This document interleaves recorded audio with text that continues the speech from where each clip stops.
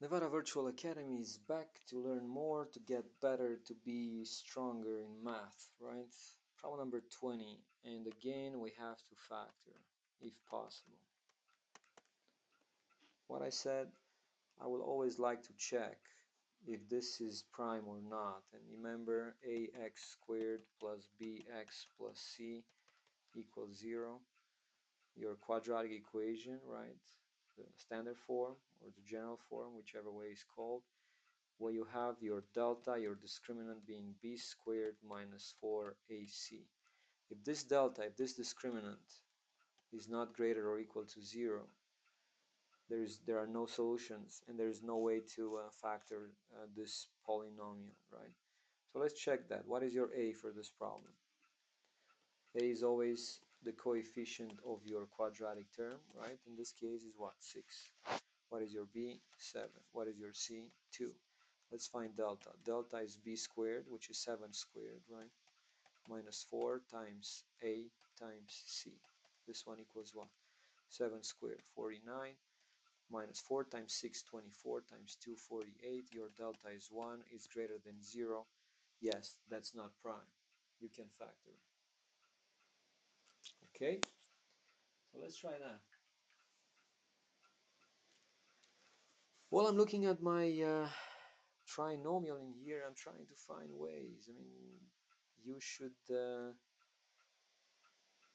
analyze it. Sometimes you may think about grouping. How about breaking that 7c into what I can have in here, like 4 and 3. 4 and 3. I think 4 and 3 will work. But, you know, so if I can write that 7c as what? 4c plus 3c, right? And I'm just keeping the other thing, 6c squared plus 4c plus 3c plus 2. And now I'm going to group them, you know, 2 by 2, right? 6c squared and 4c, what is their common factor? Well, 6 and 4 have a 2 as a common factor. Then I have a c that repeats in both. So I can take 2c outside. 6c squared divided by 2c, if you want to see it here. 6c squared divided by 2c, what do you have? 2 goes in 6 3 times, c goes in c squared, c times, right? Plus 4c divided by 2c is going to be just 2. And these two terms, I will just group them, right? So it'll be 3c plus 2.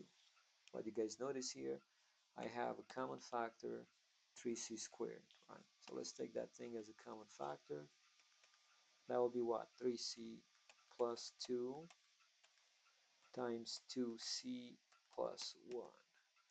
And this is the factorization of this trinomial. Now, if you don't see that grouping part, well, you may want to approach it differently. 6c squared plus 7c plus 2. And I'm going to look at my possibilities. Okay, if this is factorable, and we said yes it is, because delta is 1, and more than that, you know, square root of 1 is 1. So we're going to have real numbers here. I have 6c, right? For 6c, I can write factors of 6c can be, 6c squared. There's definitely going to be a c times a c in each one of them, right? But then I can have 3c, 2c, I can have 2c times 3c, I can have 1c times 6c, well, obviously that 1 is not going to show up, or I can have 6c times c. Obviously, we already know that it's going to be 3c, so I'm going to write 3c in here, 2c. Supposedly, you're going to check the other ways, you know, whichever ones of these pairs you want to try with, you want to start with, or the other two, right? 3c, 2c as the first terms. Now, as you notice, everything is positive, so I'm not concerned anymore of the sign that I have in each one of these two binomials. It's definitely going to be positive. Next thing, you're looking for factors of your 6, okay, and factors of your last term in here, which is 2. Well, obviously 2 could be only 2 times 1, right, because all is positive, or 1 times 2. 6, also talking about positive, 6 times 1, 1 times 6, 3 times 2, 2 times 3, right? And now I'm looking for ways in which, if the first number in my first binomial here is going to be 3, the last one should be what? The second one in the first one should be what? In such a way that, when I'm multiplying and and adding them, I will get the middle term, which is 7. Okay, so let's see if I have 6, this 6 here, and I will put as the second term in this one 2. Okay, and here, well, hold on, we cannot use 6 just because we started with 3c and 2c. What am I talking about? How about if I have 3? Okay, so I have 3 and 2 already, right? But because I'm having 3 in the first one, 2 in the second one, would be 3 times 2 plus, now that was 2 and 1, right? I'm going to put a 1 in here, and I will have that 1 multiplied by my 2, so it will be 1 times 2. Is there some equal to 7? 3 times 2 is 6 plus 2 is going to be 8. Not good. Using the same thing, 3 and 2, how about switching 1 and 2, right? So I'm going to put 1 where 2 is right now, and I'm going to put 2 in the second one. 2 and 1. What do you guys notice? I got this 3 times the outer term, right? Because already had the first terms. 3c times 2c is going to be 6c squared. Now the outer terms, I'm doing the FOIL, right? FOIL. First, outer, inner, last. 3c times 1 is going to be, well, 3 times 1 plus the inner terms 2 times 2. Well, that's 3, that's 4, the sum is 7. This is it, right? So my answer to this problem will be this factorization. 3c plus 2 times 2c plus 1, which we have found already by using the other method. Or if you're not able to use any one of this, how about going and moving into, the application of the quadratic formula, right?